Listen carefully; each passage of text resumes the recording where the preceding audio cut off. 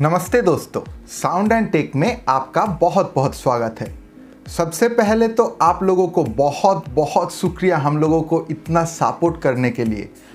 बहुत ही जल्दी हम पहुंचने वाले हैं 1000 सब्सक्राइबर के फैमिली में। इसीलिए आज का वीडियो थोड़ा स्पेशल होने वाला है।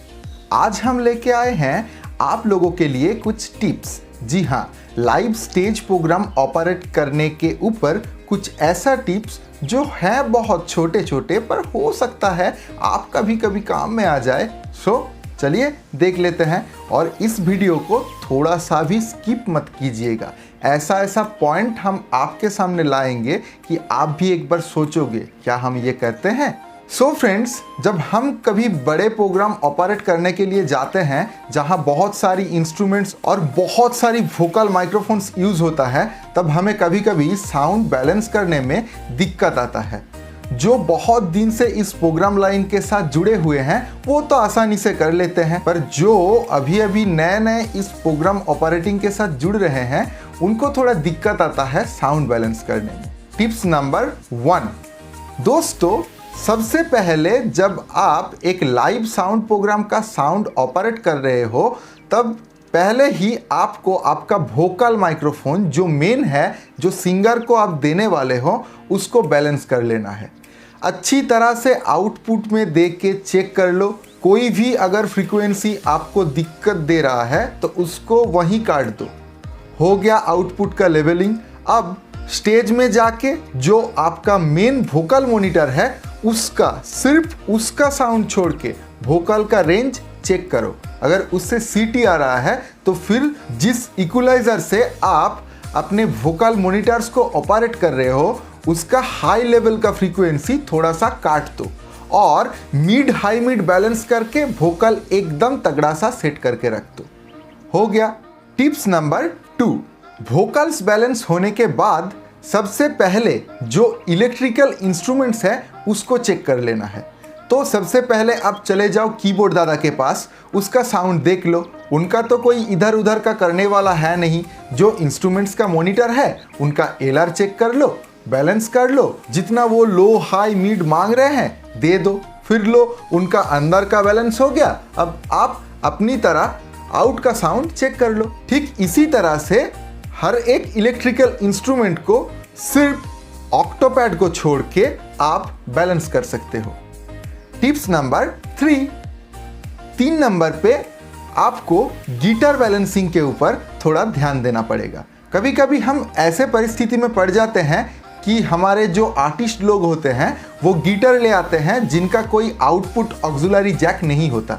हम लोगों को माइक्रोफोन देके उस गिटार का साउंड को पिक करना पड़ता है। तब आप अपने पास ऐसा एक माइक्रोफोन अवेलेबल रखो जिसका सीटी आपको कंट्रोल करना आता है। वहां जाके आप सीख लोगे, ऐसा मत सोचो। जिसका कंट्रोल आपके हाथ में है उसको ले जाके गिटार के लिए लगाओ। अब गिटार को अच्छी तरह से बैलेंस कर लो। अगर गिटार का ऑक्सिलरी आउट है तो आपका काम आधा हो गया, फिर तो बैलेंस हो गया गिटार का। अब देख लो बैस गिटार। बैस गिटार पहले से सिर्फ उसका साउंड टेस्ट करके रख देना है, उसको पहले से बैलेंस मत करो। ऑक्टोपैड या ड्रम सेट जो भी रिदम इंस्ट्रूमेंट है उनका बेस लाइन एडजस्ट होने के बाद उसके साथ बेस गिटार एडजस्ट करो। टिप्स नंबर 4, दोस्तों, जब आपका बेस लाइन का गिटार एडजस्ट हो जाए उसके बाद ऑक्टोपैड के ऊपर थोड़ा ध्यान दो। ऑक्टोपैड तो दोस्तों एलआर पे आता है, तो उनको पूछ लो कहाँ बेस है और कहाँ शार्प है, उसके हिसाब से अपना मिक्सर में इनपुट कर लो। और अगर आप एलआर में मॉनिटर ऑपरेट कर रहे हो तो वो ऑक्टोपैड दादा कहाँ से क्या मांग रहा है वो पहले सुन लो, उसके हिसाब से अपना मॉनिटर आउट दे देना।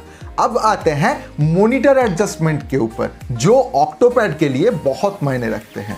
हम इंस्ट्रूमेंट्स के लिए स्पेशली थोड़े ज़्यादा वाटेज का स्पीकर यूज़ वैसे ही करते हैं, पर कभी कभी ऐसा होता है कि कोई नया सेटअप लिया हो तो उसके पास ज़्यादा वाटेज का स्पीकर अवेलेबल नहीं है, उसका कम वाटेज का स्पीकर है, तो कोई दिक्कत नहीं। आपका तो बेस और टॉप यानी कि JBL का जो बेस टॉप है वो तो है ना, उसके हिसाब से ही आप ऑक्टोपैड को बैलेंस कर लोगे। थोड़ा ध्यान से सुन लो। पहले ऑक्टोपैड का शार्प सेक्शन देख लो, वो जितना शार्प मांग रहे हैं, मिड मांग रहे हैं, दे दो। फिर जब बेस मांगे तो मॉनिटर के साथ आउट का साउंड थोड़ा थोड़ा करके खोलते जाओ। तो क्या होगा दोस्तों, मॉनिटर का बेस लाइन थोड़ा सा उठेगा, पर उतना नहीं उठेगा कि मॉनिटर से बेस लाइन फट जाए। पर आपका जो आउटपुट सेक्शन का बॉक्स है ना, उसका तो एक बैक पंच आता ही है। उसका बैक बेस का सहारा लेके परफेक्टली मॉनिटर बैलेंस कर लो, हो गया मॉनिटर बैलेंसिंग। अगर आपके पास ड्रम सेट का सेटिंग्स अवेलेबल है तो उसके लिए आपके पास ड्रम किट का माइक्रोफोन अवेलेबल होना थोड़ा सा तो जरूरी है। अगर नहीं है तो फिर आप वैसे नॉर्मली माइक्रोफोन दे के जुगाड़ कर सकते हो, उसका जुगाड़ भी मैं बाद में डिटेल में लाऊंगा। टिप्स नंबर 5, जब आपका इलेक्ट्रिकल इंस्ट्रूमेंट्स बैलेंस हो जाए, अब लौट आओ लेदर इंस्ट्रूमेंट्स के पास। लेदर इंस्ट्रूमेंट्स यानी कि तबला, ढोलक, डफली, पंजाबी ढोल, ऐसे जो इंस्ट्रूमेंट है उनके पास लौट आओ। तो तबला बैलेंस करने के लिए दोस्तों, अगर आप 2 माइक्रोफोन यूज कर रहे हो तो बहुत अच्छा है। अगर आपके पास श्योर का कोई अच्छा सा माइक्रोफोन अवेलेबल हो, SM57 अवेलेबल हो, तबला पे डाल दो, हो गया खत्म। और अगर आपके पास नहीं अवेलेबल है तो मान लो मेरा एक बात, आप बेटा माइक्रोफोन से ही एकदम ए क्लास क्वालिटी का बैलेंस कर सकते हो। बेटा मतलब श्योर का नहीं दोस्तों, जो 300 रुपए का बेटा आता है ना, उससे ही आप बहुत अच्छी तरीके से तबला बैलेंस कर सकते हो। सिर्फ आपको बैलेंसिंग के ऊपर ध्यान देना है। तो क्या करना है दोस्तों, आप जब तबला बैलेंस करोगे, तबला का शार्प सेक्शन पहले चेक कर लो। तबला के लिए जो माइक आप यूज करोगे पहले से सिलेक्ट करके रखो। ऐसा एक माइक रखो जिसका शार्प लाइन चला गया हो। उसका बेस लाइन बहुत अच्छा है पर उसका शार्प लाइन पुराना होने के नाते चला गया। ऐसा एक माइक्रोफोन सिलेक्ट करो जिसका डेप्थ बहुत अच्छा है, उसको बायां के लिए सिलेक्ट कर लो।